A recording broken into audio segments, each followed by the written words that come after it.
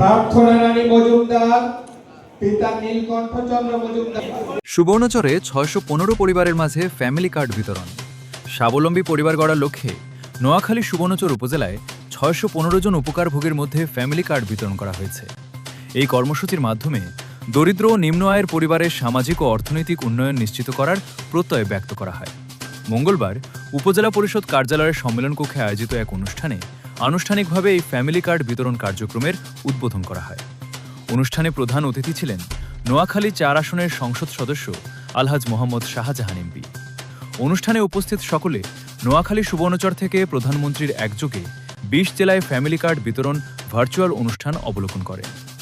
সুবর্ণচর উপজেলায় বিএনপির চেয়ারম্যান ও প্রধানমন্ত্রী তারেক রহমানের নির্বাচনী ইশতেহারের আলোকে এই কার্যক্রম বাস্তবায়ন করা হয়।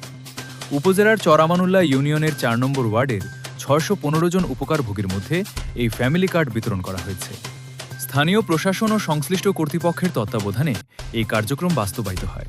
অনুষ্ঠানে সভাপতিত্ব করেন নোয়াখালী জেলা প্রশাসক মোহাম্মদ শফিকুল ইসলাম। বিশেষ অতিথি ছিলেন নোয়াখালী জেলা police super NM Nasir Uddin, জেলা সমাজসেবা কার্যালয়ের উপপরিচালক জেড এম মিজানুর রহমান খান, জেলা বা বিএনপির আহ্বায়ক মাহবুব আলমগীর আলু, জেলা পরিষদের প্রশাসক হারুনুর রশিদ আজাদ, জেলা বিএনপির যুগ্ম আহ্বায়ক অ্যাডভোকেট এবিএম জাকারিয়া সহ অন্যান্য অতিথিবৃন্দ। বক্তারা বলেন, সমাজের পিছিয়ে পড়া জনগোষ্ঠীকে মূলধারায় অন্তর্ভুক্ত করতে এবং পরিবারভিত্তিক কল্যাণ কার্যক্রমকে শক্তিশালী করতে ফ্যামিলি কার্ড গুরুত্বপূর্ণ ভূমিকা পালন করবে। এর মাধ্যমে উপকারভোগীরা বিভিন্ন সামাজিক নিরাপত্তা কর্মসূচি, সহায়তা এবং উন্নয়নমূলক সুবিধা গ্রহণের সুযোগ পাবেন।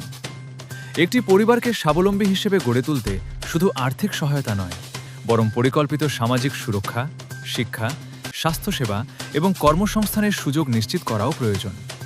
ফ্যামিলি কার্ড কর্মসূচি সেই লক্ষ্য বাস্তবায়নের একটি কার্যকর পদক্ষেপ। অনুষ্ঠান শেষে উপকারভোগীদের হাতে ফ্যামিলি কার্ড তুলে দেওয়া হয় এবং ভবিষ্যতে এই কর্মসূচির আওতা আরও সম্প্রসারণের আশাবাদ ব্যক্ত করা হয়।